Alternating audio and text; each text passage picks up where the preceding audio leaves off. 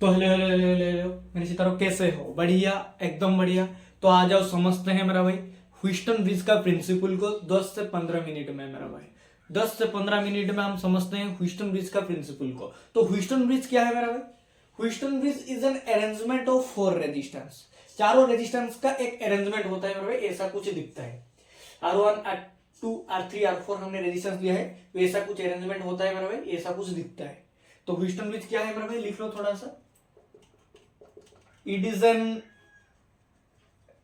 arrangement of 4 resistance। ये चारों resistance का मेरा भाई अरेंजमेंट होता है। It is an arrangement of 4 resistance. हमने फिर ए से सी को एक बैटरी से कनेक्ट किया है मेरा भाई, ध्यान से देखना। ये मेरा भाई ह्यूस्टन ब्रिज है, चारों रेजिस्टेंस का अरेंजमेंट है। फिर ए पॉइंट से सी पॉइंट को हमने एक बैटरी से कनेक्ट किया है। ये इसका हायर पोटेंशियल टर्मिनल है, ये इसका लोअर पोटेंशियल टर्मिनल है। ये पोटेंशियल डिफरेंस है मेरा भाई, बी इसका पोटेंशियल डिफरेंस है। समझ में आ रहा है? फिर ध्यान से देखना मेरा भाई, हम बी पॉइंट से डी पॉइंट को एक गैल्वानोमीटर से कनेक्ट किए हैं। मिड वाले पार्ट को गैल्वानोमीटर को कनेक्ट किए हैं। एक बात को ध्यान रखना मेरा भाई, यहाँ पे ये नहीं कि यहाँ पे कुछ रेजिस्टेंस नहीं होगा, रेजिस्टेंस होगा, रेजिस्टेंस होगा। ये बात को ध्यान रखना है, रेजिस्टेंस होगा। तो हमने गैल्वानोमीटर को कनेक्ट किया है मेरा भाई। तो गैल्वानोमीटर को कनेक्ट किया है, तो गैल्वानोमीटर के बारे में भी पता होना चाहिए मेरा भाई।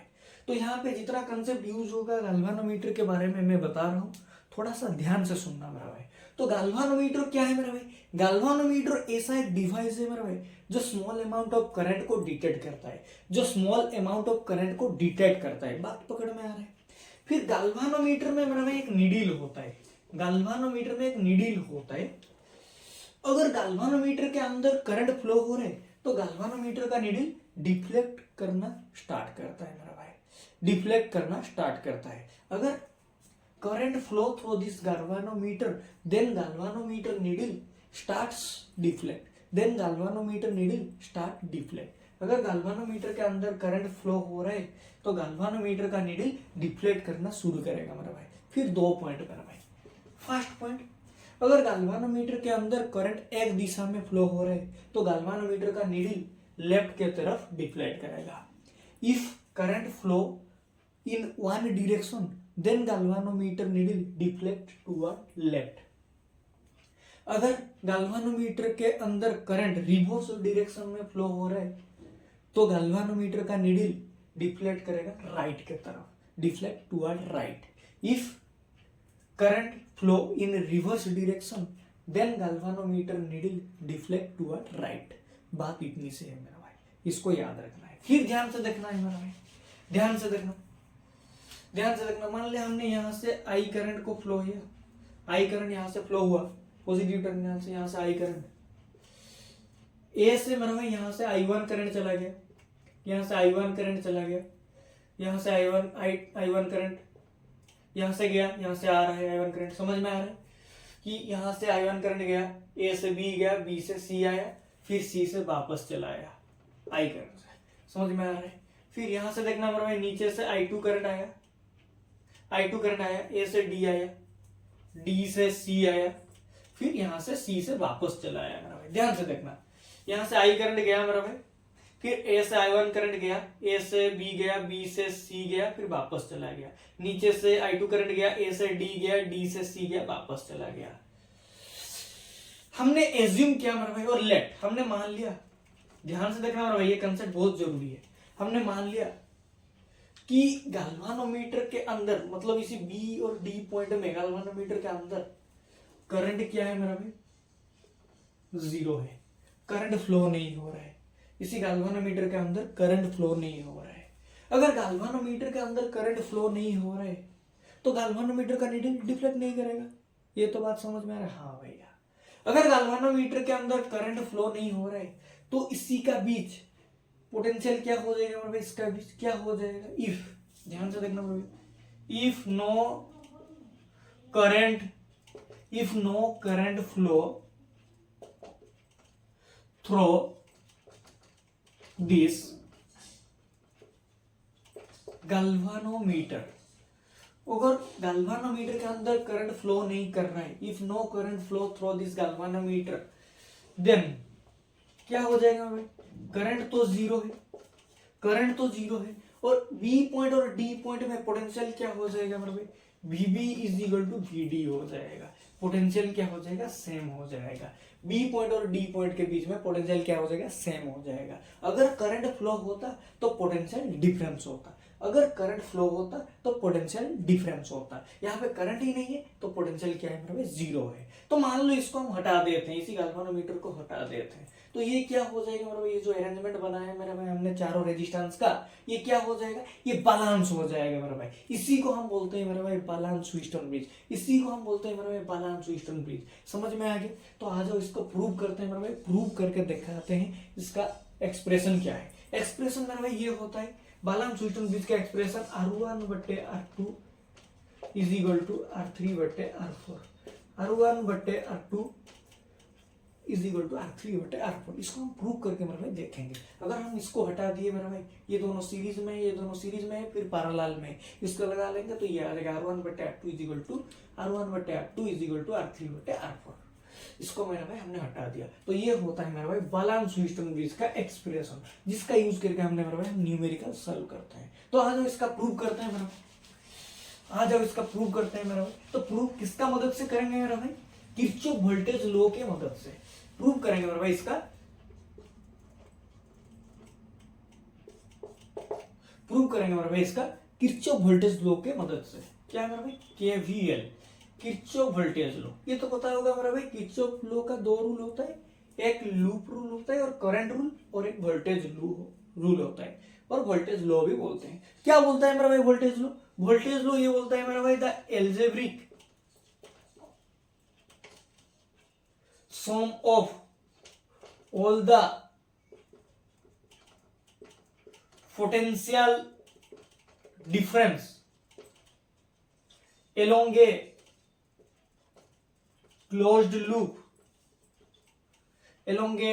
loop in a closed circuit is always क्या है मेरे भाई, ऑलवेज जीरो है।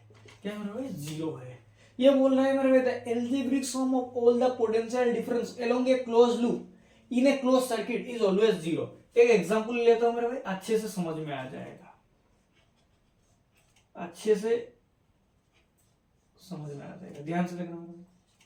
मान लीजिए ए पॉइंट है, बी पॉइंट है, सी पॉइंट है, डी पॉइंट है, ये क्लोज लूप है। क्या रेजिस्टेंस R1 है, R2 है, R3 है, R4 है, आई करंट फ्लो कर रहा है, इसमें आई करंट फ्लो हो रहा है इसके अंदर। तो किरचॉफ वोल्टेज लॉ बोल रहे हैं, किरचॉफ वोल्टेज लॉ और किरचॉफ वोल्टेज रूल बोल रहे हैं कि एक क्लोज सर्किट में पोटेंशियल डिफरेंस का एल्जेब्रिक सम क्या होता है मेरे भाई, इक्वल टू जीरो होता है। और एक बात, ए पॉइंट से स्टार्ट कर रहे हैं तो ए पॉइंट पे आके पहुंचना है। क्लॉकवाइज जा सकते हैं, एंटी क्लॉकवाइज जा सकते हैं, कोई प्रॉब्लम नहीं है, ध्यान से देखना भाई। अगर VA से स्टार्ट कर रहे हैं, VA माइनस VB प्लस इसके बीच पोटेंशियल डिफरेंस प्लस B से C, A से B गए, B से C, VB minus VC plus VC से A से B गए, B से C गए, C से D, VC माइनस VD, ध्यान से देखना भाई, VC माइनस VD, फिर D से A plus VD minus VA is equal to क्या हो जाएगा मेरे भाई, जीरो। ध्यान से देखना मेरे भाई, जहां से शुरू किए थे वहां पे भी आके पहुंच गए। VA से शुरू किए थे, VA minus VB plus VB minus VC plus VC minus VD plus VD minus VA is equal to मेरा भाई जीरो। एल्जेब्रिक सम क्या होता है, और पोटेंशियल डिफरेंस जीरो होता है। तो ये बात पकड़ में आ गया मेरे भाई। हमने देखो यहाँ पे क्लॉकवाइज किए हैं, ए पॉइंट से शुरू किए हैं, फिर ए पॉइंट पे आके पहुंच गए हैं, ये बात पकड़ में आ रहा है। तो आ जाओ टॉपिक के ऊपर आ जाओ। तो यहाँ पे मेरा भाई हम किरचॉफ वोल्टेज लॉ के मदद से इसका प्रूव करेंगे मेरा भाई, और एक ओम्स लॉ के मदद से भी इसका प्रूव हो जाता है मेरा भाई, बताऊंगा। सेकंड मेथड क्या है मेरा भाई, किरचॉफ वोल्टेज लॉ के मदद से प्रूव करेंगे। फर्स्ट हम अप्लाई करेंगे मेरा भाई, अप्लाइंग KVL इन लूप, इसी लूप में हमारा ABDA लूप में अप्लाई करेंगे, ABDA लूप में अप्लाई करेंगे मेरा भाई, ध्यान से। और एक बात मेरा भाई मैंने बताने भूल गया कि KVL जो होता है मेरा, KVL किरचॉफ वोल्टेज लॉ में अगर करंट ध्यान से देखना, अगर करंट हायर पोटेंशियल टर्मिनल से लोअर पोटेंशियल टर्मिनल की तरफ जा रहा है तो पोटेंशियल डिफरेंस क्या हो जाएगा मेरा भाई, ऑलवेज नेगेटिव हो जाएगा। क्या हो जाएगा, ऑलवेज नेगेटिव हो जाएगा। इसको याद रखना मेरा भाई, अगर करंट हायर पोटेंशियल टर्मिनल से लोअर पोटेंशियल की तरफ जा रहा है तो पोटेंशियल डिफरेंस ऑलवेज नेगेटिव हो जाएगा। अगर करंट लोअर पोटेंशियल टर्मिनल से हायर पोटेंशियल टर्मिनल की तरफ जा रहा है, अगर लोअर पोटेंशियल टर्मिनल से हायर पोटेंशियल के टर्मिनल की तरफ जा रहा है तो पोटेंशियल डिफरेंस क्या हो जाएगा मेरे भाई, पॉजिटिव हो जाएगा ऑलवेज। इसी दोनों बात को मेरे भाई याद रखना है। अगर करंट हायर से लोअर जा रहा है तो पोटेंशियल डिफरेंस नेगेटिव हो जाएगा, अगर करंट लोअर से हायर जा रहा है तो पोटेंशियल डिफरेंस पॉजिटिव हो जाएगा मेरे भाई। इसको पकड़ में रखना है, इसका यूज होता है। अभी देखना मेरे भाई, ध्यान से, हमने लूप क्या लिया है, ए बी डी ए। ध्यान से देखना मेरा भाई, यहां से शुरू करते हैं, ए से शुरू करते हैं, ए से बी जाएंगे मेरा भाई। ध्यान से देखना, यहाँ पे हम हायर से लोअर पोटेंशियल जा रहे हैं, हायर से लोअर पोटेंशियल को जा रहे हैं तो पोटेंशियल डिफरेंस क्या हो जाएगा, नेगेटिव हो जाएगा। तो नेगेटिव I1 R1 प्लस, फिर यहां से गए, फिर यहां से आ रहे हैं बी से डी, तो यहाँ पे क्या है मेरा भाई, करंट जीरो है तो इसको बाद देते हैं। यहाँ पे करंट जीरो है, ये तो जीरो हो जाएगा मेरा पूरा, तो इसको रखते हैं, बाद देते हैं क्योंकि ये जीरो हो रहा है। फिर ध्यान से देखना, डी से ए आ रहे हैं, डी से ए से बी गए, बी से डी आए, बी और डी के बीच में जो पोटेंशियल डिफरेंस है यहाँ पे तो जीरो है, करंट ही नहीं है। फिर डी से ए आए, डी से ए आए, ध्यान से देखना, तो यहाँ पे क्या है मेरा भाई, ध्यान से देखना, फर्स्ट देखना कहां से कहां जा रहे हैं, साइन को देखना मेरा भाई, लोअर से हायर और हायर से लोअर। ध्यान से देखना भाई, लोअर से हायर जा रहे हैं, लोअर पोटेंशियल टर्मिनल से हायर पोटेंशियल टर्मिनल जा रहे हैं तो पॉजिटिव हो जाएगा, इसीलिए हमने प्लस दे दिया, पॉजिटिव हो जाएगा। फिर क्या है मेरा भाई, I2 R2 है, I2 R2 is equal to क्या हो जाएगा भाई, जीरो हो जाएगा क्योंकि the algebraic sum of all the potential difference along a closed loop in a closed circuit is always zero। फिर इसको मेरा भाई थोड़ा सा सोल्व कर देना, I2 R2 is equal to क्या हो जाएगा, ये माइनस से इस तरफ जाएगा तो प्लस हो जाएगा I1 R1। तो इसको मेरा भाई इक्वेशन 1 दे देना, इक्वेशन 1 दे देना। फिर मेरा भाई किरचॉफ वोल्टेज लॉ इसी लूप में अप्लाई करना, B C D B, applying Kirchhoff voltage law in loop B point से B C D B, B C D B, B C D B, क्या हो जाएगा और ध्यान से देखना, बी पॉइंट से आप स्टार्ट कर रहे हैं, बी से सी आ रहे हैं, तो ध्यान से देखना मेरा भाई, हायर से लोअर आ रहे हैं, हायर पोटेंशियल टर्मिनल से लोअर पोटेंशियल टर्मिनल आ रहे हैं तो पोटेंशियल डिफरेंस का साइन क्या हो जाएगा, नेगेटिव हो जाएगा। क्या है, I1 R3।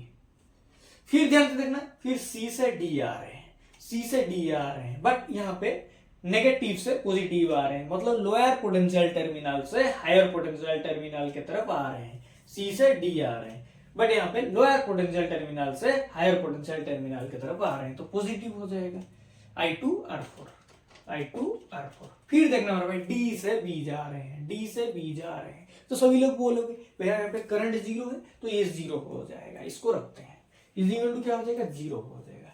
फिर यहाँ पे भाई थोड़ा सा सॉल्व कर दो, I2 R4 is equal to क्या हो जाएगा, नेगेटिव है, इस तरफ आएगा तो पॉजिटिव हो जाएगा, I1 R3। इसको मेरा भाई इक्वेशन 2 दे दो, इक्वेशन 2 दे दो, समझ में आ गया। फिर इसी दोनों जो हमने इक्वेशन निकाला है, इक्वेशन 1 और इक्वेशन 2 को, इक्वेशन और 1 एंड इक्वेशन 2 को मेरा भाई डिवाइड कर दो, इक्वेशन 1 एंड इक्वेशन 2 को क्या कर दो, डिवाइड कर दो। ध्यान से देखना मेरा भाई क्या हो जाएगा, इसको मिटा रहा हूं मेरा भाई, इसको मिटा रहा हूं ऊपर वाले पार्ट को, क्या हो जाएगा, ध्यान से देखना मेरा भाई, ऊपर क्या है, I2 R2, ओपन यहाँ पे क्या है, I2 R4, यहाँ पे क्या है मेरा भाई, ध्यान से देखना, ध्यान से देखना, I1 R1 ओपन क्या हो जाएगा, यहाँ पे क्या है, I1 R3, तो क्या हो जाएगा मेरे भाई, I2 कैंसिल हो गया, I1 कैंसिल हो गया, R2 बटे R4 is equal to R1 बटे R3। ये होता है मेरा भाई ह्यूस्टन ब्रिज, बालान ह्यूस्टन ब्रिज का एक्सप्रेशन मेरा भाई, बालान ह्यूस्टन ब्रिज का एक्सप्रेशन मेरा भाई, R2 बटे R4 is equal to R1 बटे R3। मतलब इसको थोड़ा सा इस तरह कर देंगे तो ये ऐसा कुछ दिखने लगेगा, मतलब R2 बटे R4 is equal to R1 बटे R3। अगर हम यहाँ पे साइन इसका थोड़ा रेजिस्टेंस का नंबर चेंज कर देंगे, यहाँ पे R1 बटे यहाँ पे R3 रख देंगे, यहाँ पे R2 बटे R4 रख देंगे, तो ये आ जाएगा R1 बटे R2 is equal to R3 बटे R4, ये आ जाएगा मेरा भाई। तो हमने साइन रेजिस्टेंस अलग लिया है तो इसीलिए ये आया है R2 बटे R4 is equal to R1 बटे R3, ये आया है। कोई दिक्कत बात यहाँ पे नहीं है मेरा भाई, कोई दिक्कत बात यहाँ पे नहीं है। ध्यान से देखना, अभी बता दे रहा हूँ, क्लियर कर दे रहा हूँ। अगर हम यहाँ पे मेरा भाई R1 ले रहे हैं, यहाँ पे R2 ले रहे हैं, यहाँ पे R3 ले रहे हैं, यहाँ पे R4 ले रहे हैं, तो क्या आ जाएगा? ध्यान से देखना, R1 गए, ध्यान से देखना, R1 से गए, यहाँ पे क्या हो जाएगा? R3 हो जाएगा, R3 से वापस आ जाएगा, तो यहाँ पे क्या हो जाएगा? I2 R3 is equal to I1 R1, ये बात पकड़ में। यहाँ पे क्या है मेरा भाई? I2 R2 है, तो यहाँ पे क्या हो जाएगा? I1 R1 है, यहाँ पे क्या था? I1 R2 था, तो यहाँ पे क्या हो गया? I1 R2, R3 था मेरा भाई, इसीलिए हमने R3 लिखा। ध्यान से देखना कैसे हो रहा है, यहाँ पे तो I2 R4 है, कोई दिक्कत नहीं। यहाँ पे क्या हो गया? I1 R2, यहाँ पे देखना क्या हो जाएगा, देखना ध्यान से। अगर I2 R3 बटे I2 R4 is equal to I1 R1 बटे I1 R2 हो गया, तो क्या हो जाएगा मेरे? ध्यान से देखना, I2 कैंसिल हो गया, I1 कैंसिल हो गया, तो यहाँ से क्या आ गया मेरा भाई? R1 बटे R2 is equal to R3 बटे R4। तो ये भी पता चल गया मेरा भाई, कोई कंफ्यूजन नहीं। यहाँ पे नेम से ही कंफ्यूजन होता है मेरा भाई। अगर हम यहाँ पे R1 R2 R3 R4 दे देंगे तो ये एक्सप्रेशन आ जाएगा। अगर यहाँ पे एक्सप्रेशन R1 है, यहाँ पे R3 है, यहाँ पे R2 है, R4 है, ये एक्सप्रेशन आ जाएगा, कोई दिक्कत वाली बात नहीं। तो R1 बटे R2 is equal to R3 बटे R4 होता है, R1 बटे R2 is equal to R3 बटे R4 होता है, कोई भी दिक्कत वाली बात नहीं है। अगर यहाँ पे P होगा, Q होगा, R होगा, S होगा, तो PU बटे Q is equal to R बटे S आ जाएगा, कोई दिक्कत वाली बात यहाँ पे नहीं है मेरा भाई, कोई दिक्कत वाली बात यहाँ पे नहीं है। तो थैंक यू मेरा भाई, ये था ह्यूस्टन ब्रिज का कंप्लीट टॉपिक जिसको हमने एकदम बेस से मेरा भाई लिया। तो मिलते हैं नेक्स्ट लेक्चर।